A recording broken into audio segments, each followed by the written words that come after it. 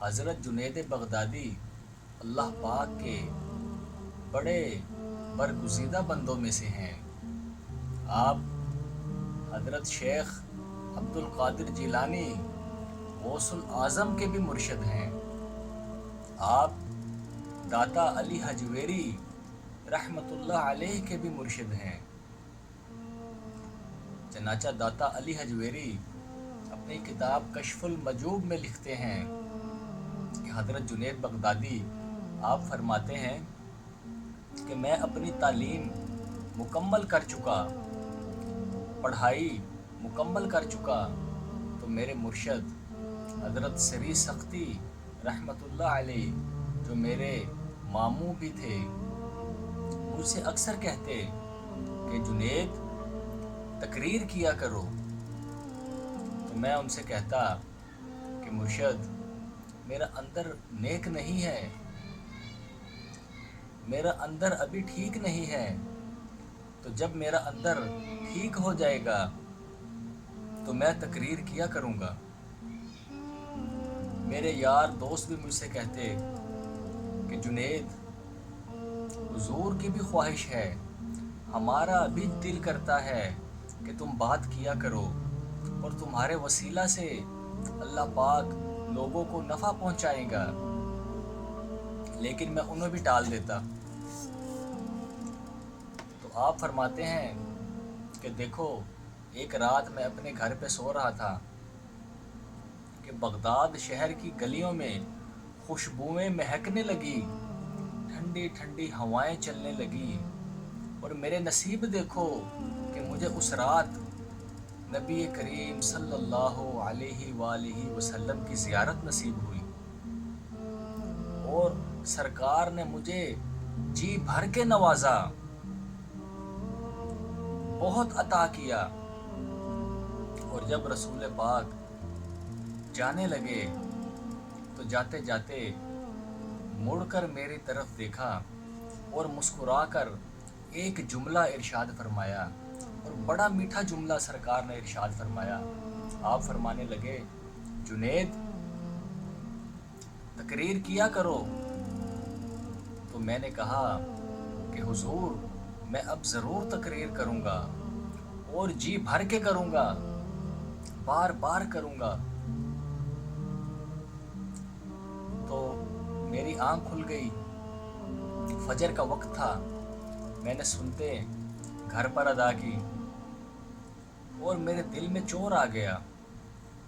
میں نے کہا جنید تجھے دیدار ہوا ہے، تیرا مقام تو بلند ہو گیا، کیا یہ دیدار مرشد کو بھی ہوا ہے؟ اگر مرشد کو دیدار ہوتا تو وہ اس کا ذکر ضرور کرتے، لہٰذا تیرا مقام بڑھ گیا ہے اور یہ بات میں کسی سے بھی نہیں کہوں گا۔ تو میں فرض نماز کے لیے مسجد پہنچا اور مرشد کے پیچھے فرض نماز ادا کی۔ 7ویں صف میں نے کھڑے ہو کر نماز ادا کی تو مرشد نے جیسے ہی سلام پھیرا آپ نے کہا جنید آگے آ جاؤ۔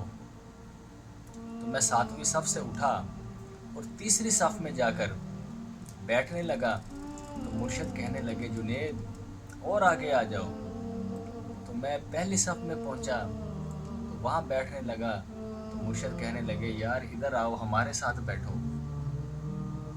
تو وہ لوگ بڑے نصیب والے، بڑی سعادت والے ہوتے ہیں جن کو مرشد کے ساتھ بیٹھنا نصیب ہوتا ہے۔ تو حضرت جنید فرماتے ہیں کہ میں مرشد کے ساتھ بیٹھ گیا تو مرشد تسبیح رول رہے تھے۔ چند لمحوں کے بعد مرشد نے نظر اٹھا کر میری طرف دیکھا اور مخاطب ہوئے اور فرمانے لگے جنید اب تو تقریر کیا کرو گے۔ کیونکہ میرے دل میں چور تھا، میں نے کسی سے رات والے واقعہ کا ذکر نہیں کیا تھا، تو میں مرشد سے کہنے لگا کہ حضور اب ایسا کیا ہوا ہے؟ تو مرشد خاموش ہوئے، آپ نے نظریں جھکائی، کچھ لمحوں بعد मुर्शिद ने फिर नज़रें उठाई और मेरी तरफ देख कर कहा, जुनैद, अब तो तकरीर किया करोगे ना? तो मैंने फिर वही जुमला दोहराया कि हुजूर, अब ऐसा क्या हुआ है कि मैं तकरीर किया करूं? तो मुर्शिद ने तस्बीह रखी, मैं जुब्बा समेटा और मेरी तरफ रुख फेर कर मुझसे मुखातिब होकर कहने लगे कि जो रात गुजरी है उस रात में मुझे रब्बे ताला का दीदार नसीब हुआ है। हज़रत जुनैद फरमाते हैं कि मैंने मुर्शिद की आंखों में जो रोशनी और जो चमक देखी उससे पहले वैसी नहीं देखी थी, और आपके लबो लहजा में जो रौब और दबदबा था उससे पहले मैंने वो रौब और दबदबा कभी नहीं देखा था। तो मुर्शिद फरमाने लगे कि जो रात गुजरी है उस रात में मुझे रब्बे ताला का दीदार नसीब हुआ है, और अल्लाह तबारक व ताला ने मुझसे कहा कि सिरी सकती कोई बात बता।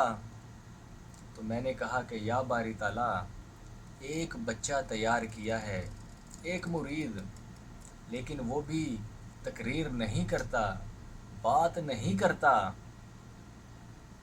तो जब हबीब का फेरा इधर को लगे तो कहें कि एक इशारा जुनैद को भी करते जाएं, तो मेरा भी काम बन जाएगा और लोगों का भी भला हो जाएगा, लोगों का नफ़ा होगा।